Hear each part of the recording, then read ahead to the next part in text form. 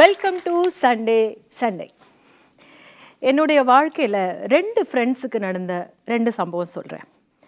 ஒரு ஃப்ரெண்டு வந்து அவளுடைய அண்ணன் பொண்ணுடைய கல்யாணத்துக்கு எங்கேயோ சொல்லி வச்சுருந்தாங்க அவங்க அண்ணா. ஆனால் பணம் கிடைக்கல அப்படின்ற போது கடைசி நேரத்தில் என்ன பண்ணுறதுன்னு தெரியாமல் தவிச்சுக்கிட்டு இருந்த போது என்னுடைய ஃப்ரெண்டு தன்னுடைய நீஸ் கல்யாணத்துக்காக நிறைய இடத்துல என்கிட்ட கூட கடன் வாங்கி அந்த கல்யாணத்துக்கு அண்ணனுக்கு பணம் கொடுத்தா. அண்ணாவுக்கு வந்து ரொம்ப ஒரு பெரிய சந்தோஷமாக இருந்தது. இக்கட்டான ஒரு நிலைமையில் தன்கிட்ட பணம் இல்லைனாலும் கூட கடன் வாங்கி தன்னுடைய பொண்ணுடைய கல்யாணத்துக்கு பணம் கொடுத்தா அப்படின்றதுல இது ஒரு நடந்த சம்பவம். அதே மாதிரி இன்னொரு சம்பவம் என்ன பார்த்தீங்க அப்படின்னா வந்து ஒரு பிஸ்னஸ் டெவலப் பண்ணுறேன் அப்படின்னு சொல்லிட்டு பணம் கேட்டிருந்தாங்க. பணம் கேட்டபோது என்னுடைய இன்னொரு ஃப்ரெண்டு வந்து சரி நல்லபடியாக பிஸ்னஸில் வந்தாங்கன்னா திருப்பி கொடுத்துவாங்க அப்படின்ற ஒரு நம்பிக்கையில் வந்து பணம் கொடுத்தா. வாங்கும்போது வந்து செக்கெல்லாம் போஸ்ட் டேட்டட் செக்கெல்லாம் போட்டு கொடுத்துருக்காரு. அதுக்கப்புறம் 6 மாதத்தில் திருப்பி தந்துடுவேன் அப்படின்னு சொல்லியிருக்காரு. ரொம்ப தெரிஞ்சவங்க, ரொம்ப ஃபேமிலி ஃப்ரெண்ட்ஸ், திக் ஃபேமிலி ஃப்ரெண்ட்ஸு. ஆனால் 6 மாதம் கிட்டத்தட்ட ஒரு 4 வருஷம் ஆயிடுச்சு. எந்த நேரத்தில் ஃபோன் பண்ணாலும் ஃபஸ்ட்டு ஃபோன் எடுக்கிறதில்ல. ஃபோன் எடுத்தாலும் அதுக்கு வந்து பதில் சொல்கிறதெல்லாம் எப்படி இருக்கும் அப்படின்னா, என்ன எங்கே ஓடி போயிட போகிறேன், நான் எங்கே தானே இருக்கேன் அப்படின்ற மாதிரியான ஒரு கோபத்தோடு தான் வந்து பதில் சொல்கிறது. இது வந்து இந்த கதை கேட்கும்போது எல்லாருக்குமே வந்து நம்ம வாழ்க்கையில் எங்கேயோ எப்போவோ கேட்ட கேள்விகள் மாதிரி தோணலாம். ஸோ இந்த கடன் அப்படின்ற ஒரு விஷயம் வந்து ஒவ்வொருத்தருக்கு ஒவ்வொரு மாதிரியான அனுபவங்களை தந்துக்கிட்டு இருக்கு.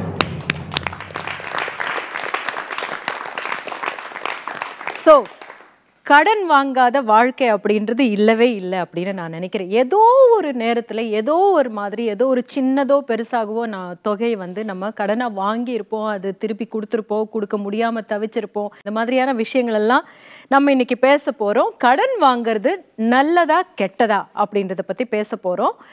கெட்டது, கடன் வாங்கவே கூடாது அப்படின்னு சொல்கிறதுக்காக பூமா, கிருத்திகா, இல்லை கடன் வாங்கலாம், எல்லா நாடுகளும் கடனில் தான் இருக்குது, அந்த கடன் வாங்கினதுனால தான் எல்லா நாடே உருப்பட்டுக்கிட்டு இருக்கு அப்படின்னு பேசுறதுக்காக வந்திருக்காங்க நெல்லை சுப்பையா, லிவிங்ஸ்டன்.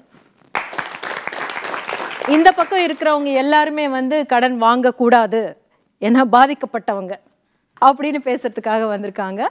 அங்கே உட்கார்ந்துருக்கிறவங்க எல்லாம் நல்லா கடன் வாங்கி செழித்து வளர்ந்தவங்க, அதனால கடன் வாங்கலாம் அப்படின்னு சொல்லிட்டு பேச போகிறாங்க. சார், நீங்கள் யாருக்காவது கடன் கொடுத்துருக்கீங்களா, கடன் வாங்கியிருக்கீங்களா? ரெண்டுமே உண்டு. கடன் வாங்கின போதும் அவர் டெஃபினட்டாக நேரத்துக்கு ஹெல்ப் பண்ணாருன்ற ஒரு நன்றி உணர்வு இருக்கும். ஒரு திட்டம் வரும் எனக்குள்ள, எப்படியாவது அதை கொடுக்கணுன்ற எண்ணம் வரும். அதுக்காக கொஞ்சம் கடினமாகவோ கூடுதலாகவோ உழைச்சோ இல்லை வேறு ஏதோ ஒரு விதத்தில் அந்த எக்ஸ்ட்ரா வாங்கின கடனை திருப்பி கொடுக்கறதுக்கு நான் முயற்சி பண்ணியிருக்கேன். நான் சொந்த வீடு வாங்கினோன்னு ரொம்ப சின்ன வயசில் கஷ்டப்பட்டேன். அப்போ ஒரு பேங்க் மேனேஜர் சொன்னார், உங்கள் ஹஸ்பண்டோட சம்பளத்தில் நீங்கள் வந்து நான் லோன் தரேன், நீங்கள் கடன் வாங்கின்னு இப்போ இதாக இருக்கலான்னு. அதே மாதிரி 45 லட்சம் ரூபா நாங்கள் கடன் வாங்கி வீட்டை கட்டி கடன் பூரா அடைச்சிட்டேன். இப்போ அந்த வீட்டோட மதிப்பு 80 லட்சம். நான் 45 லட்சத்துக்கு வாங்கின வீடு. கடன் வாங்குறதுல தப்பே இல்லை, ஆனால் நம்ம கரெக்டாக கட்டிடணும், அது ஒன்று தான் முக்கியமானதே. நான் வந்து இப்போது ஒரு டைமண்ட் நெக்லஸ் வாங்கியிருந்தேன். நான் லோன் போட்டு தான் வாங்கினேன். நான் வந்து ஒரு 5 இயர்ஸுக்கு முன்னால் வாங்கினேன். 1,30,000 வாங்கினேன். இப்போது அதோட ரேட் போட்டிங்கன்னா உங்களுக்கே தெரியும் அதோட வேல்யூ என்னன்னு. நான் இப்போ லோன் போட்டு வாங்கினதுனால இப்போ அந்த ஜுவல்லரி எனக்கு இதாகிடுச்சு. இப்போ நான் இப்போ அது வந்து எனக்கு ஒரு சொத்து மாதிரி இப்போ ஆகிடுச்சு. கடன் இன்வெஸ்ட்மெண்ட்னா நல்லது, எக்ஸ்பெண்டிச்சர்னா கெட்டது. அனாவசியமான செலவு பண்ணுறது, அங்கே டூர் போகிறோம் இங்கே டூர் போகிறோம் அப்படி இப்போ காசு செலவு வேஸ்ட் பண்ணுறது, அதெல்லாம் கிடையாது, சரியே இல்லை, நமக்கு சரிப்படாது. நீங்கள் சொன்ன மாதிரி ஒருத்தர் கல்யாணத்துக்கு ஆபத்தில் முடியாத டைமில் கொடுத்து அவங்கள ரொம்ப அவங்க இன்னுமே என்னை ப்ரைஸ் பண்ணிட்டு இருக்காங்க. அவங்க அந்த டைம்லேயும் கொடுத்துருக்கேன், நான் கொடுத்துருக்கேன், அவங்க திருப்பி கொடுத்துட்டாங்க. என்னால் வந்து ஃபீஸ் கட்டுற அளவுக்கு என்கிட்ட இல்லை. நான் 1 லட்சம் 1.5 லட்சம் ஃபீஸ் கேட்கும்போது வந்து கடை வாங்கி தான் ஆக வேண்டிய நிலைமை ஆகுது. கடை வாங்கி தான் படித்து முடிச்சுட்டு இப்போ ஒர்க் பண்ணுறேன். ஒர்க் பண்ணி அந்த கடனை நான் ரிட்டர்ன் பண்ணிட்டேன். கடை வாங்குறது பெஸ்ட்டு. என்னோட 2வது டாக்டரோட மேரேஜுக்கு 3 லட்சம் ரூபாய் எக்ஸ்ட்ராவாக தேவைப்பட்டது, நகையெல்லாம் வாங்கினது போக. அப்போ என்ன பண்ணுறதுன்னு தெரியாமல் என்னோடய வீட்டு பத்திரத்தை ஒருத்தர்கிட்ட அடமானம் வச்சு அவங்கள்ட்ட 3 லட்சம் வாங்கி கல்யாணத்தை நல்லபடியாக முடித்தேன். ரிட்டையர் ஆனாவிட்டு வந்த பணத்தில் தான் மறுபடியும் அந்த பணத்தை கொண்டு போய் செட்டில் பண்ணி அந்த பத்திரத்தை மீட்டேன். அதனால் கடன் வாங்குறது நல்லது. திருப்பி கொடுக்கறதுக்கும் நமக்கு வந்து ஸ்ட்ரென்த் வேணும். நான் நிறைய கடன் கொடுத்துருக்கேன் மேடம். நிறைய கொடுத்துருக்கேன். அவசர ஆத்திரத்துக்குன்னு வாங்கி நாங்கள் பிஸ்னஸ் பண்ணணும், அப்படி பண்ண இப்படி பண்ண சொல்லி ஏமாற்றி வாங்கிட்டாங்க. ஆனால் ஒரு பைசா எனக்கு இது வரைக்கும் வரல மேடம். தலைமறைவாயிட்டாங்க. தலைமறைவாயிட்டோம். எங்கே தேடியும் கிடைக்கல. இப்போ நாங்கள் ரொம்ப கஷ்டப்படுறோம். ஆனால் கடன் வாங்குறது ரொம்ப தப்புன்னு தான் தோணுது எனக்கு. கடன் யார்ட்டையும் அனாவசியமாக வாங்கக்கூடாது. வாங்கிட்டு அதை திருப்பி கரெக்டாக திருப்பி கொடுத்துட்டா கொடுத்தவங்களுக்கு சமயத்துக்கு சௌரியமாக இருக்கும் மேடம். அதுதான் என்னோட இது. இப்போ யங்ஸ்டர்ஸ் எல்லாம் வந்து நிறைய ஒர்க் பண்ணுறாங்கன்னா கொஞ்சம் இதுக்கு முன்னாடி இருந்த ஜெனரேஷனை விட இப்போ இருக்கிற ஜெனரேஷனுக்கு வந்து கொஞ்சம் அதிகமான பைசா வந்து அவங்க கையில் இருக்குது இல்லையா, வாய்ப்புகளும் இருக்குது. அதனால வந்து என்ன பண்ணுறாங்கன்னா நம்ம இருக்கிறத விட இன்னும் கொஞ்சம் பெட்டர் லைஃப் வேணும் அப்படின்றதுக்காக மெயினாக கிரெடிட் கார்டு அப்படின்றது ஒன்று கையில் வச்சுக்கிட்டாங்க. அப்படின்னா அது கடன் தான் அப்படின்றது அவங்களுக்கு புரிய மாட்டேங்குது. ஸோ யங்ஸ்டர்ஸ் எதுக்கெல்லாம் கடன் வாங்குறாங்கன்னு நீங்கள் நினைக்கிறீங்க? யங்ஸ்டர்ஸ் வந்து முதல்ல வேலை கிடைச்ச உடனே பைக் வாங்கணும், கடன் வாங்குறான். அடுத்து மச்சான் பார்ட்டி வைடா, கடன் வாங்குறான். மேரேஜ் ஃபிக்ஸ் ஆகும், ஆளுக்கு புது ஃபோன் வாங்கி தரணும், கடன் வாங்குறான். எகைன் மேரேஜுக்கு பேச்சுலர் பார்ட்டி வைடா, கடன் வாங்குறான். மேரேஜுக்கு கடன் வாங்குறான். ஹனிமூன் போகிறதுக்கு கடன் வாங்குறான். டெலிவரிக்கு கடன் வாங்குறான். குழந்தை காது குத்துறதுக்கு கடன் வாங்குறான். தங்கச்சி பொண்ணு கல்யாணத்துக்கு கடன் வாங்குறான். எப்போ வாங்காமல் இருக்கா? இதுக்கு எல்லாருமே இதுக்கு முன்னாடியே நடந்துகிட்டு தான் இருந்துச்சு. எல்லாமே கடன் வாங்காமல் நடந்துச்சு. இப்போ எல்லாமே கடன் வாங்கி நடக்குது. ஆக்சுவலி சொல்லுவாங்க மேம், கடன் இல்லாதவன் கவலை இல்லாதவன் சொல்லிட்டு. ஸோ கடன் இல்லாமல் இருந்தால் தான் கவலை இல்லாமல் இருக்க முடியும். முன்னாடி எங்களோட அப்பா தாத்தா அவங்கெல்லாம் என்ன பண்ணாங்கன்னா 40 வயசு வரைக்கும் உழைச்சாங்க. அதுக்கப்புறம் சேர்த்து வச்ச காசை வச்சு வீடு கட்டினாங்க. இப்போ என்ன ஆயிடுதுன்னா, இப்போ ஃபர்ஸ்ட் ரீசன் 2 விஷயம் நம்ம கடன் வாங்குறது வந்து கல்வி கடன் இல்லைனா கல்யாண கடனாக இருக்கும். கல்வி கடனுக்கான ரீசன் வந்து கவர்மெண்ட் தான். ஏன் நம்மளோட கவர்மெண்ட் வந்து நம்மளுக்கு வந்து கல்வியை வந்து இலவசமாக கொடுக்க முடியல? First thing. ஏன்னா இப்போ கிராமத்தில் இருக்கவங்க கூட என்னோட பொண்ணு வந்து சிபிஎஸ்சியில் படிக்கணும், மெட்ரிகுலேஷனில் படிக்கணும்னு சொல்லிட்டு பெரிய பெரிய ஸ்கூலில் சேர்த்து ஃபீஸ் கட்டுறதுக்கு அவ்வளோ கஷ்டப்படுறாங்க. அதுக்கு ரொம்ப கடன் வாங்குறாங்க. ஆனால் அந்த கல்வி தரமானதான்னு கேட்டால் நிச்சயமாக இருக்காது. ஏன்னா எங்கள் வீட்டு பசங்களே, நான் சின்ன வயசில் இருக்கும்போது வளர்ந்த பசங்க, மெட்ரிக்கில் படித்த பசங்க, நிறைய ஃபீஸ் கட்டி பசங்க இப்போ இங்கிலீஷ் பேச முடியலையே. என்ன சொல்கிறீங்க கிருத்திகா? டெஃபினட்டாக மேம். இப்போ இவங்க சொன்ன எல்லா பாயிண்ட்ஸுமே வந்து நான் ஆமோதிக்கிறேன். ஏன்னா வந்து கடன் அப்படிங்கிறத வந்து ஒரு காலத்தில் ரொம்ப அவசியத்துக்கு மட்டும்தான் வாங்கிட்டு இருந்தோம். இப்போ அது எப்படி ஆயிடுச்சுன்னா ட்ரெண்டிங் ஃபேஷன் ஆயிடுச்சு. இப்போ கடன் வாங்குறது வந்து ஒரு ட்ரெண்டிங்கில் இருக்குது இப்போ.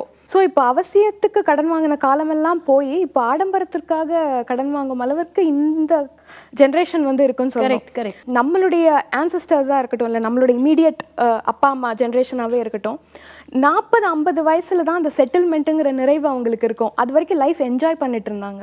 இப்போ நம்ம 30லயே அந்த ஸ்டேஜுக்கு வரணும். 30லயே வந்து எல்லாத்தையுமே நம்ம பிளேட்ல போட்டுக்கிறோம். அது வந்து ஒரு வீடு கட்டிடணும், ஒரு கார் வாங்கிடணும், கல்யாணமும் ஆயிடணும். நீங்க அதுக்கப்புறம் என்ன இருக்கு லைஃப்ல? சோ ஒரு 30 இயர்ஸ் அப்புறம் முதலாளி ஆகணும். இப்போ என்னன்னா 30 இயர்ஸ்லயே you put everything on your plate. It's getting heavy. அந்த ப்ரெஷர் வந்து ஒரு மனிதனால தாக்கு பிடிக்க முடியாது. இப்போ ஒரு லோனே எடுக்கிறீங்க அப்படின்னாலும் அந்த லோனை எவ்வளோ சீக்கிரம் முடிக்கணுங்கிற அவேர்னஸ் நம்ம மக்கள்கிட்ட கிடையாது. அண்ட் பேங்க்ஸ், வங்கிகளுமே வந்து அதை மக்களுக்கு வந்து சரியான விழிப்புணர்வு கொடுக்குற அளவுக்கு முன்வரதும் இல்லை. ஸோ இப்போ ஒரு ஃப்ரீ ஐ செக்அப் கேம்ப் நடக்குது, ஒரு பிளட் டொனேஷன் கேம்ப் நடக்குது. அந்த மாதிரி மணி மேனேஜ்மெண்ட்க்கு கேம்ப்ஸ் ஒன்றும் பெருசாக இங்கே இல்லை. ஸோ இப்போ நம்ம ஜென்ரேஷன் என்ன பண்ணிடுறோம், அந்த ஒரு எக்ஸைட்மெண்ட்டில், ஒரு ஃபேண்டசைஸ்டு ஒரு ஸ்டேட்டில் வந்துட்டு இதை பொசஸ் பண்ணணும், அதை பொசஸ் பண்ணணுங்கிற அந்த ஒரு ஆசைகள் மட்டும்தான் இன்னைக்கு வாழ்க்கையில் இருக்க ஒழிய அதை அடையிறதுக்கு கடன்கிறது ஒரு இமீடியட் சொல்யூஷனாக பார்த்துடுறாங்க. ஆனால் அது ஒரு தற்காலிகமான ஒரு முடிவை மட்டும்தான் தரும். ஆனால் அது இந்த லாங் ரன் பார்க்கும்போது அது ஆடப் ஆகிக்கிட்டே வருது. ஒரு பெரிய ஒரு பிரளயம் வந்து நமக்கு காத்துக்கிட்டு இருக்குங்கிறது வந்து தெரிய மாட்டேங்குது. இல்லை, ஒரே ஒரு முக்கியமான பாயிண்ட் கவனிக்கணும். நம்ம தனிநபர் ஒழுக்கம், வியாபார ஒழுக்கம், வணிக ஒழுக்கம், இது தனிப்பட்ட முறை. இந்த ஒழுக்கம் இருந்தால் கடனும் வாங்கலாம், கடனும் கொடுக்கலாம், தவறே கிடையாது. அந்த ஒழுக்கம் இருக்கும்போது கடனும் வாங்கலாம், கடனும் கொடுக்கலாம். ஆனா இந்த பக்குவம் வந்து முக்காவாசி பேர்கிட்ட இல்லைங்கிறது தான் இன்னைக்கு பிரச்சனை. இந்த கடன்ங்கிறது சரி, அவங்க சொல்ல வந்தது என்ன அப்படின்னா வந்து எப்படிப்பட்ட கடன் வாங்கலாம், எதுக்காக கடன் வாங்கலாம் அப்படின்ற ஒரு பக்குவம் வந்ததுக்கு அப்புறம் வேணும்னா அப்படின்னு சொல்றாங்க. இத பத்தி நம்ம தொடர்ந்து பேசுவோம் சிறிய இடைவேளைக்கு பிறகு.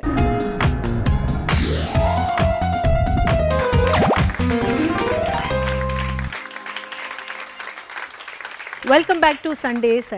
கடன் வாங்குறது நல்லதா கெட்டதா அப்படின்றத பற்றி பேசிக்கிட்டு இருக்கோம்.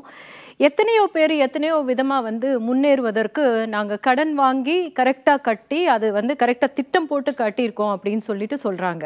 இது எந்த விதத்தில் நியாயமான கடன்கள் அப்படின்னு உங்களுக்கு தோணுது? கடன் வாங்கினவரை விட கடன் கொடுத்தவர் தான் இன்னைக்கு மனசு ரொம்ப கஷ்டப்பட்டு அதனால ரொம்ப டிப்ரெஸ் ஆகுறாரு. இதை என் ஃபேமிலியிலே நான் பார்த்துருக்கேன். எங்கள் அப்பா ஒருத்தருக்காக கல்யாணத்துக்காக அவங்க தெரிஞ்சவருக்காக கொடுத்தாங்க. அவங்க பொண்ணுக்கு கல்யாணம் முடிஞ்சு இவ்வளோ ஹைட்டில் ஒரு 2 பசங்க இருக்காங்க, இன்னி வரைக்கும் தரல. ஒவ்வொரு நாள் ஒரு சில டைமில் அவர் சொல்லுவாருமா இப்படி வாங்கினாங்கம்மா கொடுக்கலன்ட்டு அவர் பேசும்போது நான் அவரோட ஃபேஸை பார்க்கும்போது என்ன மாரியே கண்ணிலேருந்து தண்ணி வர ஆரம்பிச்சிடும். ஏன்னா அவர் எவ்வளோ கஷ்டப்பட்டு அந்த பணத்தை சம்பாதிச்சிருப்பாரு. அவரோட சம்பளம் இந்த மாதிரி போகும்போது அந்த இடத்துல எப்படி சொல்கிறது, கடன் வாங்கிட்டவங்க ஜாலியாக இருக்காங்க. கடன் கொடுத்துட்டு இவர் இவ்வளோ கஷ்டப்படுறாருனா எதுக்கு அந்த மாதிரி கடனும் கொடுக்க தேவையில்லைன்னு நான் நினைக்கிறேன். இப்போ கிரெடிட் கார்டு வாங்கி ஒரு தடவை ஸ்வைப் பண்ணிட்டா 45 நாள் டைமிங் கொடுக்குறாங்க. அந்த 45 நாளில் முடிக்க முடியலன்ற பட்சத்தில் 46வது நாளில் என்னைக்கு ஃபஸ்ட்டு நாள்லேருந்து அந்த எண்ணிலேருந்து வருதோ அதுலேருந்து நம்மளுக்கு வட்டி போட ஆரம்பிக்கிறாங்க. அப்போது நீங்கள் அதை ஃப்ரீன்னு நினச்சி எடுத்துக்கிறீங்க, ஆனால் கடன் என்னவோ டபுள் மடங்கு, அதை ஸ்பீட் வட்டி மீட்ரு வட்டின்னு இப்படி சொல்லிக்கிட்டே போகிறாங்க. ஒரு குருட்டு நம்பிக்கையில் நான் கட்டிடுவேன்னு சொல்லிட்டு வாங்கிட்டு இன்னைக்கு கட்ட முடியலன்றதுக்காக ஒரு சில அப்பாக்களான இடத்துல இருக்கவங்க சூசைட் கூட பண்ணிக்கிறாங்க. ஆனால் அவங்க பின்னாடி இருக்கிறவங்க ஃபேமிலி யாருமே பார்க்குறதே கிடையாது. அதுக்கு பதிலாக நம்மக்கிட்ட இருக்கிறத வச்சு அவங்க வாழ்ந்துருந்தா இவ்வளோ பிரச்சனையே இல்லை. ஸோ கடன் வாங்குறத நான் தேவையில்லைன்னு தான் நினைக்கிறேன். இப்போ படிக்கிறது கல்யாணத்துக்கு அப்படின்னு தவிர்க்க முடியாத தேவைக்காக வாங்குறாங்க. அது கடன் வாங்கி தான் மேடம் ஆகணும். ஆனால் அதே நேரத்தில் இன்னொன்று பார்த்தோம்னா இந்த ஆசையினால் மற்றவங்க வாங்குற இதனால் இந்த ஆசையினால் வாங்குற கடன் இருக்குது பார்த்தீங்களா, அதுதான் இவங்களுக்கு ஒரு பெரிய சிக்கலை கொண்டாந்து விட்டுடுது. இல்லை எல்லா மனிதனுக்கும் ஒரு ஆசை, சராசரி ஒரு ஆசை. இப்போ அவங்க பார்த்தீங்கன்னா அந்த ட்ரெஸ்ஸு போட்டிருக்காங்கன்னா இந்த ட்ரெஸ்ஸு என் பிள்ளைக்கு போடணுங்கிறது நியாயமான ஆசை. அதை நம்ம தப்புன்னு சொல்ல முடியாது. ஒரு கிராமத்திலிருந்து ஒரு சென்னை நோக்கி பயணப்படக்கூடிய ஒரு சராசரி இளைஞன் அப்பா அம்மா எல்லாருமே ஒரு மிடில் கிளாஸ் குடும்பமாக இருப்பாங்க. இங்கே இருப்பான். இங்கே 30ஆம் தேதி வரைக்கும் நாங்கள் ஒரு மெஸ்ஸில் அக்கௌண்ட் வச்சுருப்போம். அந்த அக்கௌண்ட்டில் 30ஆம் தேதி வரைக்கும் நாங்கள் சாப்பிடுவோம். சில கன்சல்டன்சியில் எங்களுக்கு சம்பளம் 1ஆம் தேதி வராது, 10ஆம் தேதி தான் வரும். ஆனால் நாங்கள் 1லேருந்து 3க்குள்ளே நாங்கள் பார்த்தீங்கன்னா மெஸ்ஸுக்கு செட்டில்மெண்ட் பண்ணி ஆகணும், வாடகைக்கு செட்டில்மெண்ட் பண்ணி ஆகணும், ஒரு குறிப்பிட்ட சில தேவைகள் எல்லாத்தையும் நாங்கள் செட்டில்மெண்ட் பண்ணி ஆகணும். அப்போ எங்களுக்கு வேறு வழி இல்லை. பக்கத்தில் என்ன பண்ணுவான், மச்சான் காசு விட்றான்னு கேட்போம். அவன் என்ன சொல்லுவான், மச்சி என்கிட்ட காசு இல்லை, எனக்கு 15ஆம் தேதி சம்பளம் வருது, வேணா அந்த கார்டு யூஸ் பண்ணிக்கன்னு கார்டு கொடுப்பான். அந்த கார்டை வெளியில் கொண்டு போய் கொடுத்தா இதுக்கு 2% சர்வீஸ் சார்ஜ் போடுவோம்பா. எங்களுக்கு அந்த சமயத்தில் சர்வீஸ் சார்ஜ் பெருசாக தெரியாது. அவன்கிட்ட போய் கடை கொடுக்கணும் அப்படிமோ. ஏன் 30 நாள் வரைக்கும் நாங்கள் கேட்குற சைடிஸை கொடுக்குறவன் 1ஆம் தேதி நாங்கள் அந்த காசு செட்டில்மெண்ட் பண்ணல, அக்கா சிக்கன் 65 வேணா நம்மளை ஒரு கேவலமான ஒரு பார்வை பார்ப்பாங்க. அதனால பார்த்தீங்கன்னா கடன்கிறது இன்னும் சொல்ல போனால் காதல் மாதிரி எல்லாருடைய வாழ்க்கையில ஒரு முறை கிராஸ் ஆகி வந்துட்டு போதான் செய்யும்.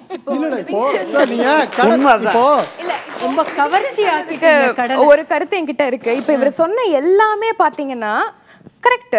உங்க ஃப்ரெண்ட்ஸ் கிட்ட உங்களுடைய கடன் நீங்க ஃப்ரெண்ட்ஸ் கிட்ட கேட்டீங்கன்னா அவங்க கொடுப்பாங்க, எல்லாமே சரி. உறவு முறைகளுக்குள்ள இதே கடன் பாசிபிளா அப்படிங்கிற கேள்விக்கு பதில் சொல்லணும்னா உளவியல் ரீதியா என்ன ஆயிடுது, கடன் உறவு முறைகளுக்குள்ள நீங்க கடன் கொடுக்கல் வாங்கல் இருக்கும்போது ஒரு இன்ஃபீரியாரிட்டி காம்ப்ளெக்ஸ் வாங்குறவங்களுக்கு டெவலப் ஆகுது. நீங்க அது இல்லைன்னே சொல்ல முடியாது. இப்போ இவ்வளவு விஷயம் பேசினாங்க, ஒரே ஒரு பாயிண்ட் சொல்றேன் கேளுங்க. கடன் என்ற வார்த்தையோட சேர்ந்தே வருது உதவி. கடன் உதவிதான். எனக்கு திறமை இருக்கு, எனக்கு வாய்ப்புகள் இருக்கு, எனக்கு எதிர்காலம் இருக்கு, எனக்கு தொழில்நுட்பம் இருக்கு, எனக்கு அவசியம் இருக்கு, என்னுடைய அந்த நேரத்துக்கு ஒரு உதவிக்காரன் கொடுக்கல, அதான் கடன். கடன்கிற அதே வார்த்தையோட கூட வர இன்னொரு வார்த்தை கலக்கம். கம்பர் அழகா சொல்லுவாரு, கடன் பட்டார் நெஞ்சம் போல கலங்கி நின்றான் இலங்கை வேந்தன். ஷேக்ஸ்பியர் சொல்லிருக்காரு, never a lender nor a borrower be அப்படினு சொல்லி. எக்ஸாக்ட்லி. அதனால வித்தியாசமே கிடையாது. ஷேக்ஸ்பியர் சொன்னது வேணா, நம்மங்க என்ன சொல்றாங்க கேட்டா குடுக்குறாங்க. வண்டி சக்கர ஓடாது. நீங்க ஒரு புள்ளியில இருந்து அடுத்த புள்ளிக்கு டைரக்டா போயிட்டீங்க. நான் சொல்றது நடுவுல நான் டிராவல் பண்றேன் இல்லையா, அது எவ்வளவு பெயின்ஃபுல்லா இருக்கு, பாரமா இருக்குங்கறத தான் நான் ஹைலைட் பண்றேன். கடன் ஒரு பக்கம் கவர்ச்சின்னு சொல்றாங்க, கடனை ஒரு பக்கம் உதவி அப்படின்னு சொல்றாங்க. எது சரியானது அப்படின்றத பத்தி தொடர்ந்து பேசுவோம்.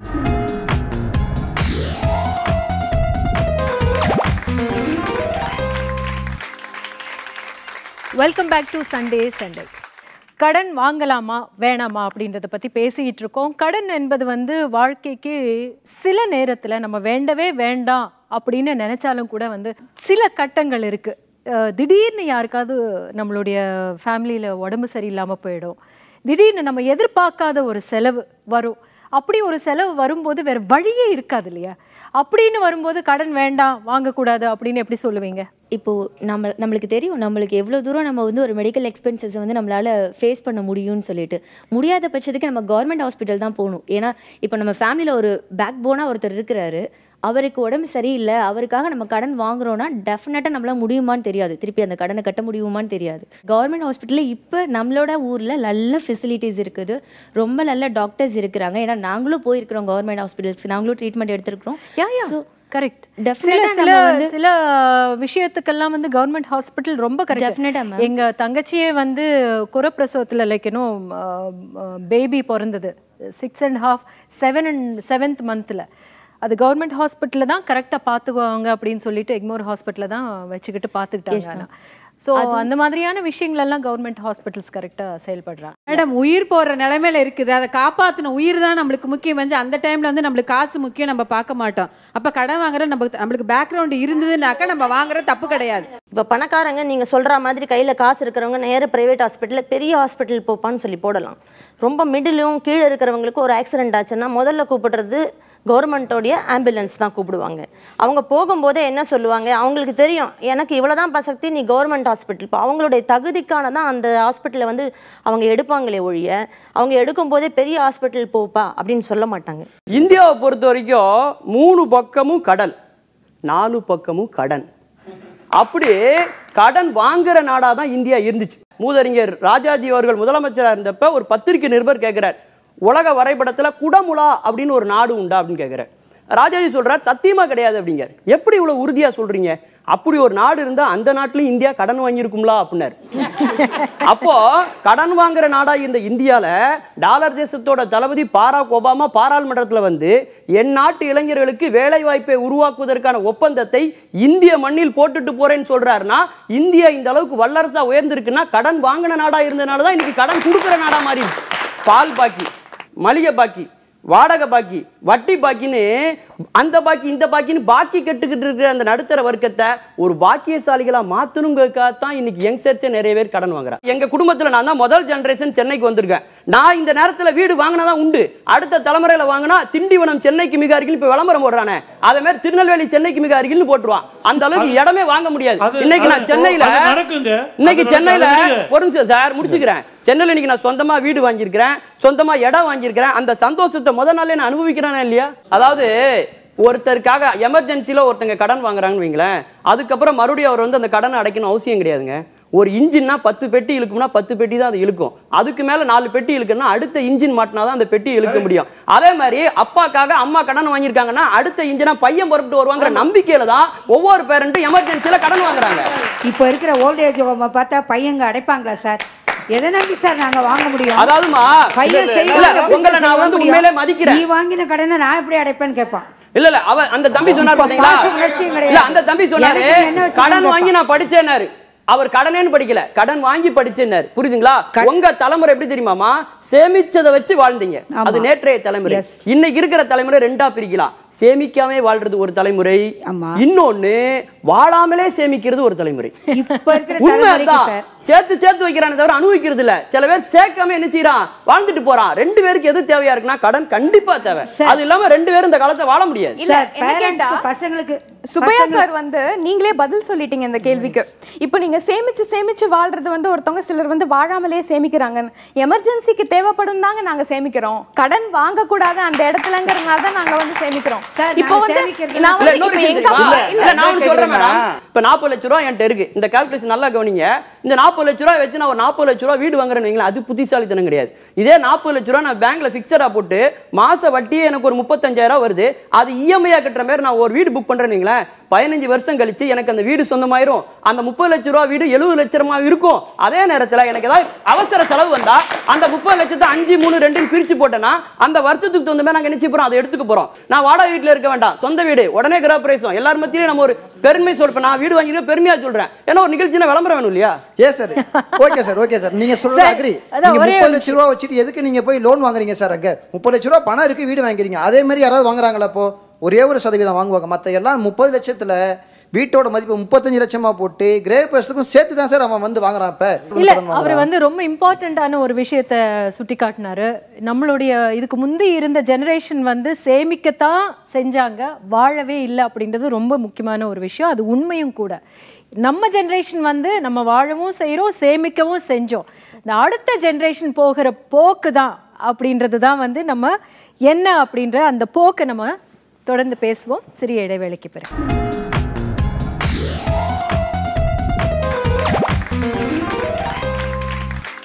Welcome back to Sunday Sunday.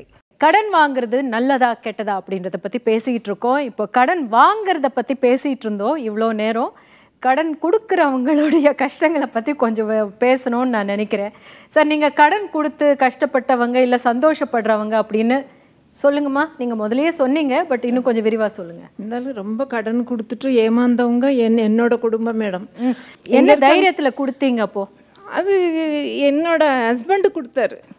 Credit கார்டில் வாங்கி வாங்கி எனக்கே தெரியாது, எனக்கு தெரியாமல் கொடுத்தது. வீணா போன மனுஷன் திருப்பி எனக்கு தெரிஞ்சு அப்புறம் கண்டுபிடிச்சி அவனை பார்த்தா நான் கொடுத்துட்றேம்மான்னு சொல்லிட்டு போனவன் வரவே இல்லை. திருப்பி எங்கே போயிட்டாங்களே தெரியாது. 5 லட்சம் 6 லட்சம். ஸோ இதை பற்றி என்ன சார் சொல்லுவீங்க? அதாவது கடன் கொடுத்துட்டு அதுக்கப்புறம் அந்த கடன் வாங்க முடியாமல் படுற பாடு ஒன்று இருக்கு இல்லையா? கடன் கொடுக்கும்போது அந்த பணம் நம்மளுக்கு நினச்சி கொடுக்கணும். அப்படியா? ஆமாம், வந்தால் சந்தோஷம். ஏன்னா ஒரு உதவிக்குன்னு கொடுக்குறோம். நம்ம கஷ்டப்பட்டு சார் சொன்னாங்க கடன்கிறது ஒரு உதவி. உதவின்னு கொடுக்கும்போது அது ஏன் வரும்னு எனக்கு ஏமாந்து போகணும்? நீங்கள் எழுதி வாங்கினாலும் சரி, எழுதி வாங்காட்டாலும் சரி, கொடுக்கணும்னு மனம் உள்ள நியாயமாக இருக்கிறவன் திருப்பி கொடுத்துருவான். என்னம்மா சொல்ல வந்தீங்க? எங்கள் ஹஸ்பண்ட் நிறைய கடன்லாம் வெளியில் கொடுத்துருக்காரு. எதுவுமே செக்கு எதுவுமே வாங்காமல் கொடுத்துட்டாரு. என்னோட பொண்ணு திடீர்னு ஆக்சிடெண்ட் ஆயிடுச்சு. அப்போ கடன் கொடுத்தவங்கள்ட்ட போய் கேட்டாலே யாருமே எங்களுக்கு எந்த உதவியுமே செய்யலை மேடம். நாங்களே அப்புறம் கஷ்டப்பட்டு ஜுவல்லெல்லாம் வச்சு என் குழந்தைய நான் காப்பாற்றிருக்கேன். யாருமே கொடுக்கல. கிட்டத்தட்ட வெளியில் எங்களுக்கு ஒரு 10-12 லட்ச ரூபாய் வர வேண்டியது இருக்குது. எந்த செக்கு எந்த வித இதுவுமே அவர் வாங்கிக்காமல் சும்மா கேட்டவுடனே கொடுத்ததுனால பிரச்சனை ஆயிடுச்சு. எப்பயுமே வந்து பார்த்தீங்கன்னா இதில் 2 விஷயம் வந்துருக்கு. ஒன்று வந்து பார்த்தீங்கன்னா இதை வந்து ரெண்டாக வந்து பிரச்சனைனா, ஒன்று குடும்பத்துக்காக வந்து வாங்கக்கூடிய கடன், இன்னொன்று வந்து நாட்டிற்காக படக்கூடிய வந்து கடன். நாட்டிற்காக வந்து வர்றதுல வந்து பார்த்தீங்கன்னா தலைவர்கள் அரசியல்கள் அப்படின்னு வந்து போயிடுது. குடும்பத்துக்காகனு வந்து போகிறது ஒன்றும் இல்லை. கிராமத்தில் வந்து தாய் மாமன்னு ஒருத்தன் வந்து இருப்பான். போய் நம்ம வந்து பார்த்தீங்கன்னா பத்திரிக்கை வந்து வைக்கிறோம். பத்திரிக்கை வைக்கிறப்ப வெத்தலை பாக்கு அவனுக்கு மேலே வந்து பார்த்தீங்கன்னா பழம் எல்லாம் வந்து வாங்கி வச்சிடறோம். கல்யாணத்துக்கு வந்துருனேன், பிள்ளைக்கு வந்து பார்த்தீங்கன்னா 10 பவுன் செயினோட கல்யாணத்துக்கு வந்துரு அப்படின்னு வந்து சொல்லிட்டு தான் வந்து வருவான். மாமன் வேலை இல்லாதவனாக இருப்பான். ஆனால் அந்த கல்யாணத்தில் போய் அவன் வந்து செஞ்சாகணும், ஒரு நிர்பந்தம். அப்படி செய்யணும்னா தாய் மாமனா நாய் மாமன்றுவாங்க. அதனால வேற வழி இல்லை. அவன் என்ன பண்ணுவான், ஒரு 5 வட்டிக்கோ இல்லை ஏதாச்சும் வந்து பார்த்தீங்கன்னா கடன் வாங்கிட்டு போய் சபையில் வந்து செய்கிறப்ப இவர் பையன் வந்து பார்த்தீங்கன்னா இங்கே வந்து செஞ்சுட்டான், உண்மையிலே வந்து இப்படின்னு தான் சொல்லுவான். ஒருவேளை அவன் பண்ணாமல் இருந்தான்னு நினச்சிக்கோங்களேன், அவனுடைய அக்கா அங்கே வந்து பார்த்தீங்கன்னா இங்கே வந்து வாக்கப்பட்டிருக்கா பார்த்தீங்களா, இவளுக்கு பிரச்சனை வரும். என்னடி உன் குடும்பம் இல்லை என்ன உன் குடும்பங்கிற சரியான ஈனப்பயல்களாக இருக்கீங்க. ஒரு தாய்மாமங்கிற முறையில் வந்து பார்த்தீங்கன்னா நல்லா வந்து சாப்பிட்டுட்டு மட்டும் வந்து போகிறேன், அவனுக்கு பிச்சைக்கார பயலுக்கு என்ன வித்தியாசம் இப்படிங்கிற ஒரு சூழல். இவங்க பேசுறது எல்லாமே பார்த்தீங்கன்னா அக்கம் பக்கம் தெரிஞ்சவங்க சொந்தக்காரங்க கிட்ட வாங்கின கடனை பற்றி பேசுகிறாங்க. அதெல்லாம் எந்த விதமான ஷூரிட்டியே கிடையாது. அதை திருப்பி வாங்குறதுல இவங்க படுற பாடம் சொல்கிறாங்க. ஆனால் உண்மையிலேயே எங்கே வேலை பார்க்குறோம், அட்ரஸ் ப்ரூஃப் என்ன, ஐடி ப்ரூஃப் என்ன, சேலரி சர்டிஃபிகேட் என்ன, எல்லாத்தையும் வாங்கிக்கிட்டு தான் பேங்கிங்கே நமக்கு லோன் கொடுக்குறாங்க. அந்த பேங்குகளே அவங்ககிட்டேருந்து லோனை திருப்பி வாங்க முடியாமல் கஷ்டப்பட்டதுனால தான் கிட்டத்தட்ட 9000 புள்ளிகளை தொட்ட இந்திய பங்குச்சந்தை வந்து இப்போ 8700 தாண்டி கீழே போய்கிட்டு இருக்கு இல்லையா? 7900 தொடப்போது கிட்டத்தட்ட இல்ல. அது காரணம். ஆனா ஒண்ணு தெரிஞ்சுக்கங்க, இங்கேருந்து திருநெல்வேலிக்கு ஒரு பஸ் நல்லபடியா போய் சேர்ந்துச்சுன்னு வைங்களேன், அது பேப்பர்ல யாரும் போட மாட்டாங்க, ஆக்சிடென்ட் ஆனால் தான் போடுவாங்க. எப்போ இந்த பங்குச்சந்தை இந்த பேங்க் நிஃப்டியால் கீழே குறைஞ்சதோ அதே பங்குச்சந்தை மறுபடியும் மேலே வர்றதுக்கு யார் காரணமாக இருப்பாங்க தெரியுமா? இதே மாதிரி கடனை வாங்கி தொழில் செஞ்சு அந்த தொழிலில் லாபம் ஈட்டி முதலாளிங்க பல பேர் வராங்க பார்த்தீங்களா, அவங்களால தான் மறுபடியும் இந்த சந்தை மேலே வருங்கிறது தான் உண்மை. அது ஒன்று. சில கடன்களை வந்து பார்த்தீங்கன்னா பேங்க்கில் வந்து என்ன பண்ணுறாங்கன்னா வாரா கடனில் வந்து சேர்த்துருவாங்க. இப்ப தள்ளுபடியே ஒருத்தவங்க- பண்ணிடுவாங்க. ஆமா, தள்ளுபடியே வந்து பண்ணிடுவாங்க. விவசாய வார கடன்லாம் கடன்ல வந்து தள்ளுபடி சேர்த்துருவாங்க. பண்ணலையா? சமீபத்துல வந்து ஒரு ஆர்டிகல்ஸ் கடனை பத்தி அதுல இதனால என்ன பிளஸ்ன்னு வந்து சொல்ல வரேன். அமெரிக்காவை சேர்ந்த நியூயார்க் டைம்ஸ் அப்படிங்கிற பத்திரிகையோட ஆசிரியர் ஜோசப் பிரிட்மன் அவர் அந்த ஆர்டிகல்ஸில் சொல்லியிருக்காங்க. அவர் சிறுவயதாக இருக்கும் பொழுது அவருடைய பிள்ளைகளை பார்த்து அடிக்கடி சொல்வாராம், மகனே சீக்கிரம் சாப்பிட்டு முடி, சீக்கிரம் சாப்பிட்டு முடி, சீக்கிரம் சாப்பிட்டு முடி. ஏனென்றால் உன் உணவை தட்டி பறிப்பதற்கு இந்தியாவில் பல மக்கள் பசியோடு காத்து கிடக்கிறார்கள். அதே ஜோசப் பிரிட்மன் இன்றைக்கு தன்னுடைய பிள்ளைகளுக்கு சொல்கிறாரா, என்ன சொன்னார்னா, மகனே சீக்கிரம் ஹோம்ஒர்க் செய்து முடி, சீக்கிரம் ஹோம்ஒர்க் செய்து முடி, சீக்கிரம் ஹோம்ஒர்க் செய்து முடி. ஏனென்றால் உன் வேலையை தட்டி பறிப்பதற்கு இந்தியாவில் பல இளைஞர்கள் இன்று தகுதியோடு காத்திருக்கிறார்கள்னா, இன்னைக்கு வந்து எஜுகேஷன் லோன்கிற ஒரு சிஸ்டம் வந்ததுனால தான் இன்னைக்கு வந்து பார்த்தீங்கன்னா முனுசாமி பையனும் இன்னைக்கு இன்ஜினியரா இருக்கான், முனிசிபாலிட்டி கவுன்சிலர் பையனும் இன்ஜினியரா இருக்கான். இன்றைக்கு வந்து காலங்கள் வந்து இப்படித்தான் வந்து போய்கிட்டு இருக்கு. அதுல தான் வந்து பேங்க் வந்து எந்த ஒரு பேங்க்குமே வந்து ஒருத்தவங்கள்ட்ட வந்து போனோடனே வந்து கழுத்து சட்டையை பிடிச்சி வந்து இது பண்றது வந்து கிடையாது. அவங்கள்ட்ட முதல்ல வந்து ப்ராப்பராக வந்து நோட்டீஸ் அனுப்புவாங்க, நீங்கள் பண்ணுங்க அப்படின்னு வந்து சொல்லுவாங்க. அது எல்லாமே வந்து இல்லாத பட்சத்தில் வேற வழி இல்லை, இது திருப்பி வராதே அப்படிங்கிற பட்சத்தில் அதை வந்து எடுத்து ஏலத்துக்கு வந்து போடுவாங்க, வேற வழி இல்லை. இதுதான் வந்து நடக்குது. ஸோ இந்த மாதிரியான எக்ஸ்ட்ரீம் ஸ்டெப்ஸ்க்கெல்லாம் போகிறதுக்கு ஒரு தனிப்பட்ட மனிதரால முடியாது. அந்த தனிப்பட்ட மனிதர்கள் தான் ஒரு சமூகத்துல உடனடியா நம்மளுக்கு ஒரு கடன், ஒரு பக்கத்து வீட்டுல ஏதோ ஒரு பிரச்சனை வந்தது அப்படின்னா அவங்க நம்ம கிட்ட வந்து கேட்கும்போது நம்ம எந்த முகத்தோட முடியாது அப்படின்னு சொல்ல முடியும் இல்லையா? அப்படி கொடுத்துட்டு இக்கட்டுல மாட்டிக்கிட்டு தான் இருக்கோம் எல்லாருமே. இதை பத்தி தொடர்ந்து பேசுவோம் சிறிய இடைவேளைக்கு பிறகு.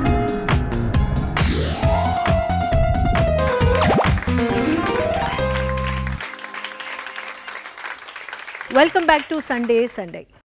கடன் வாங்கிறத பற்றியும் கடன் கொடுக்கறத பற்றியும் அதில் இருக்கிற பிரச்சனைகளை பற்றியும் வாங்கணுமா வேண்டாமா அப்படின்றத பற்றியும் பேசிக்கிட்டு இருக்கோம். இதை பற்றி தன்னுடைய மேலான ஆலோசனைகளை சொல்ல வந்திருக்காங்க நிதி ஆலோசகர் கிருஷ்ணதாசன். வாங்க. ரொம்ப அத்தியாவசியமான பிரச்சனைகளுக்காக இல்லை அவசரத்துக்காக கடன் வாங்கிறது அப்படின்றது தேவையான ஒரு விஷயம். அஃப்கோர்ஸ் அத்தியாவசியம். அதாவது ஹோம் லோனுங்கிற விஷயம், பர்டிகுலர்லி எஜுகேஷனல் லோன் ரொம்ப ரொம்ப எமோஷனல் மட்டும் இல்லை, ரொம்ப அத்தியாவசியமான விஷயம். இந்த மாதிரி விஷயங்களுக்காக கடன் வாங்கும்போது ரீபேமெண்ட் கெப்பாசிட்டியை பற்றியும் நம்ம ஆலோசித்து பார்க்கணும். சரி, எல்லாரும் இன்ஜினியரிங் படிக்கிறாங்க, நானும் இன்ஜினியரிங் போகணும், அதுக்காக ஒரு லோன் எடுக்கிறேன், ஏதாவது ஒரு காலேஜில் போய் சேர்றேன், அதுக்கப்புறம் எனக்கு வேலை எந்த மாதிரி வேலை கிடைக்கும், அந்த மாதிரி விஷயங்களெல்லாம் முன்னாடியே நம்ம யோசிச்சுக்கணும். அப்படி அந்த தெளிவு இருக்கிற பட்சத்தில் என்னால் ரீபே பண்ண முடியுங்கிற நம்பிக்கை இருக்கிற பட்சத்தில் ஹோம் லோனாக இருக்கட்டும், எஜுகேஷனல் லோன், இந்த ரெண்டு பர்டிகுலர் லோனையும் நம்ம எப்பவுமே ஒதுக்கி தள்ளிட முடியாது. ஸோ இந்த மாதிரி விஷயங்கள் கிட்ட மெடிக்கல் அவசியத்துக்காகவும் எஸ், பட் மெடிக்கல் அவசரத்துக்காகனா அந்த மாதிரி விஷயங்களை முன்னாடியே நம்ம பிளான் பண்ணியிருந்தோம்னா, இப்போ என்ன ப்ராப்ளம்னா நம்ம ஒரு லோன் வாங்கியிருந்தோம்னா ரீபேமெண்ட்டை ரொம்ப பர்ஃபெக்டாக ஓரளவுக்கு பண்ணிடுறோம் ஜென்ரலி. அதே விஷயம் நம்ம மாதம் ஒரு இன்வெஸ்ட்மெண்ட் பண்ணணும்னு நம்ம ஒரு பிளான் பண்ணோம்னா அதை எப்போவுமே டிசிப்ளினாக பண்ணுறதில்ல. ஜென்ரல் மென்டாலிட்டியே அதுதான். அந்த டிசிப்ளின் இன்வெஸ்ட்மெண்ட்டில் இருந்திருந்ததுன்னா லோனுக்கான அவசியமே பெருமளவுக்கு நம்ம குறைக்க முடியும். ஸோ அந்த சின்ன வயசுலேருந்து நம்ம என்ன சொல்கிறோம், காலம்பத்திலே ஒரு ஸ்மார்ட் ஃபோன் இப்போ தான் 22 வயசில் ஃபஸ்ட்டு வேலை கிடைக்குது, ஒரு ஸ்மார்ட் ஃபோன் 20,000 ரூபாய்க்கு வாங்குறாங்கன்னு வச்சுக்கோங்களேன். அங்கேருந்து ஆரம்பிக்குது அந்த இன்வெஸ்ட்மெண்ட்ஸ்க்கான சீரியஸ்னஸ் இல்லாமல் போகிறது. 20,000 ஃபோன் தேவையா, வெறும் 7,000 ரூபாய்க்கு வாங்கினா போதுமா? அப்போது 7,000 ரூபாய்க்கு வாங்கி அந்த 13,000 ரூபாய் இன்வெஸ்ட் பண்ணியிருந்தால் அது 10 வருஷம் கழிச்சு அதே ஒரு பெரிய வேல்யூ வளர்ந்துருக்கும். ஸோ இந்த டிசிப்ளின் ஃபஸ்ட்டு வேலைக்கு போகிற சம்பளத்திலேருந்தே ஆரம்பிச்சதுன்னா கடனுக்கான தேவையே பெரும்பாலும் இல்லாமலே போயிடும். அஃப்கோர்ஸ் ஒரு விஷயத்தை யாருமே தவிர்க்க முடியாது, கடன் இல்லாதவங்க கண்டிப்பாக நிம்மதியாக இருப்பாங்க. அதை யாருமே இல்லைன்னு சொல்லவே முடியாது. ஸோ அந்த நிம்மதி பர்டிகுலர்லி நான் ஹோம் லோனை பற்றி சொல்லி ஆகணும். ஏன்னா 2011-12 ஹவுஸ் ஹோல்ட் சேவிங்ஸ் இந்தியாவில் பண்ண ஹவுஸ் ஹோல்ட் சேவிங்ஸில் 64% வந்து ரியல் எஸ்டேட்டில் பண்ணியிருக்காங்க. ஸோ இதுலேருந்து என்ன கவனிக்கணும், 64% ரியல் எஸ்டேட்டில் போட்டிருக்காங்க நம்ம இந்தியன் பப்ளிக். ஸோ ரியல் எஸ்டேட்டில் போட்டிருக்க காசை அவ்வளோ ஈஸியாக லிக்விடேட் பண்ண முடியுமா? ஒரு தேவை வருது, ஃபேமிலியில் மெடிக்கல் எக்ஸ்பென்ஸாகவே இருக்கட்டும், எவ்வளோ சீக்கிரம் ஒரு ரியல் எஸ்டேட் இன்வெஸ்ட்மெண்ட் லிக்விடேட் பண்ண முடியும்? சார் நம்ம ப்ராப்ளம் என்ன தெரியுமா, பெரும்பாலான கண்ட்ரீஸை விட ஈவன் டெவலப்ட் கண்ட்ரீஸை விட நம்ம பெருமளவுக்கு சேவ் பண்ணுறோம். ஆவரேஜா 30% அளவுக்கு சேவ் பண்றவங்க, அதுதான் நம்மளை காப்பாத்தி இருக்கு. ஒரு ரிசெஷன் வந்தபோது அந்த சேமிப்பு மனப்பான்மை தான் நம்மளை காப்பாத்தி இருக்கு. நம்ம யூஎஸ் அளவுக்கு ஏனோ தானோன்னு ஹோம் லோன் எடுக்கல. யூஎஸ்ல என்னன்னா நான் டிசிப்ளின்டா நல்ல பெர்ஃபெக்ட் கிரெடிட் ஹிஸ்டரி வச்சிருக்கவங்களுக்கும் லோன் கொடுக்கறதுக்கு ஆள் இருக்காங்க. அந்த அளவுக்கு டிசிப்ளின் கிரெடிட் ஹிஸ்டரி இல்லாதவங்களுக்கு கொடுக்கறதுக்கும் கம்பெனிஸ் இருந்தது. அவங்க தான் பர்ஸ்ட் ஆனாங்க. மெடிக்கல் தேவைகளை பத்தி நீங்க சொன்னீங்க. இப்போ ஒரு 35 வயசு இருக்கிறவர் வந்து அவங்க குடும்பம் மொத்த குடும்பத்துக்கும் 4 மெம்பர் இருக்கிற குடும்பத்துக்கு 3 lakhsக்கான கவர் எடுக்கணும்னா வெறும் 12,000 ரூபா நல்ல குவாலிட்டி ஃபீச்சர்ஸோட ஒரு மெடிக்ளைம் பாலிசி எடுக்க முடியும். இந்த 12,000 ரூபா எடுத்ததுனால நாளைக்கு ஒரு 3 லட்சம் ரூபாய்க்கு செலவு வந்ததுன்னா அந்த 12,000 ரூபாயை அதை பார்த்துக்கும். இந்த மாதிரி விஷயங்களை நம்ம முன்னாடியே ரொம்ப சென்சிபிளாக பண்ணியிருந்தோம்னா ஓரளவுக்கு, ஏன்னா 3 lakhsக்கு மேலேனா ரொம்ப ரொம்ப பெரிய விஷயங்களுக்கு பெரிய ஒரு ஆக்சிடென்ட்டாக இருந்தோம் தான் அதுக்கு மேலேயும் எக்ஸ்பென்சஸ் போகிறதுக்கான வாய்ப்பு இருக்குது. நார்மல் ஹாஸ்பிட்டலைசேஷனில் அதுக்கு மேலே போகிறதுக்கான வாய்ப்பு இல்லை. இந்த மாதிரி சென்சிபிள் இன்சூரன்ஸ், சரி ஹோம் லோன் எடுக்கிறவங்களே முன்னாடி நம்ம சொல்லிட்டு இருந்தோம். அப்போ ஒருத்தர் ஏர்ன் பண்ணுறாரு, ஹவுசிங் லோன் எடுத்திருக்காரு, இந்த bread winner of the family வந்து ஹாஸ்பிட்டலைஸ் ஆயிடுறாரு, ஒரு சீரியஸ் ஆக்சிடென்ட்டில் மாட்டிக்கிறாரு. ஸோ அப்போ நம்ம கடன் வாங்குவோமா, அப்படி அதாவது அந்த ஹவுஸ் ஒய்ஃப் கடன் வாங்குவான்னு கேட்குறோம். அப்பவும் பிரச்சனை இல்லை, இன்கேஸ் அந்த ஹோம் லோன் அவர் இன்சூர் பண்ணியிருந்தாருன்னா. அஃப்கோர்ஸ் ஆக்சுவலி பார்த்தீங்கன்னா நிறைய பேர் நம்புற மாதிரி இருக்காது ஃபிகர்ஸ். நான் சொல்கிற ஃபிகர்ஸ், அதாவது 35 வயசு இருக்கிற ஒருத்தர் 1 கோடிக்கான கவர், லைஃப் கவர் எடுக்கணும்னா 12,000 ரூபாய்க்கு ஆன்லைன் பாலிசிஸில் எடுக்க முடியும். 12,000 ரூபாய் ப்ரீமியம் கட்டி 2வது வருஷமே அந்த ஆளுக்கு ஏதோ ஆயினா கூட டெத்தாக இருக்கிற பட்சத்தில் 1 கோடி ரூபாய்க்கான அந்த அமௌண்ட் கிடைக்கும் ஃபேமிலிக்கு. ஸோ இந்த அளவுக்கு அந்த பிரெட் வின்னர் வந்து அண்ட் பர்டிகுலர்லி அவர் தான் ஏர்னிங் மெம்பராக இருக்கிற பட்சத்தில் இந்த மாதிரி ப்ரிகாஷன்ஸை முன்னாடியே பண்ணுவோம். இந்த ப்ரிகாஷன்ஸ் பண்ணுறது ரொம்ப காஸ்ட்லியே கிடையாது. 12,000 ரூபான்னு நம்ம சொல்கிறத மாதத்துக்கு 1000 ரூபாய். அந்த அளவுக்கு நம்ம ப்ரிகாஷன்ஸை பண்ணி வச்சுருந்தோன்னா ஃபேமிலி இந்த மாதிரி ஃபினான்ஷியல் சுச்சுவேஷன்ஸ்க்கு வரதுக்கான வாய்ப்பே இருக்காது. ஸோ இந்த மாதிரியான அத்தியாவசிய செலவுகள் அப்படின்ற போது கரெக்டான இன்வெஸ்ட்மெண்ட் மாதிரி யோசிச்சு பண்ணணும் அப்படின்றது கரெக்ட். பட் அதுக்கப்புறம் வந்து ஆசைக்காக சிலது பண்ணுறாங்க பார்த்தீங்களா? நீங்கள் சொன்ன மாதிரி வந்து 7,000 ஸ்மார்ட் ஃபோன் போதும் அப்படின்ற போது 20,000. சில இடத்துல வந்து என்ன நினைக்கிறோம் அப்படின்னா வந்து இந்த வயசில் அனுபவிக்காமல் எப்போ அனுபவிக்கிறது, ஒரு ஆசைக்காக பண்ற ஒரு கடன்கள் இருக்கு இல்லையா? கடன் வந்து அது தேவையில்லாத ஒரு கடன் அப்படின்னு நினைக்கிறேன். நீங்க என்ன ஒரு விஷயம், நீங்க வந்து கடன் வாங்கிட்டீங்க, நீங்க கடன் யார் உங்களுக்கு கொடுத்துருக்காங்களோ அவங்க உங்களை கேட்காம இருக்க போறது இல்லை. அவங்க கொடுக்குற ப்ரெஷரை நீங்க எந்த அளவுக்கு பொறுத்துப்பீங்க. ப்ராக்டிக்கலி இதை யோசிங்க. நீங்க ஒரு ரீபேமெண்ட் கெப்பாசிட்டி இல்லைன்னா உங்களுக்கு பீஸ் ஆஃப் மைண்ட் இருக்குமா? அந்த பீஸ் ஆஃப் மைண்ட் இல்லைன்னா இந்த மொபைல் முக்கியமா, அது பீஸ் ஆஃப் மைண்ட் முக்கியமா? Just take a call.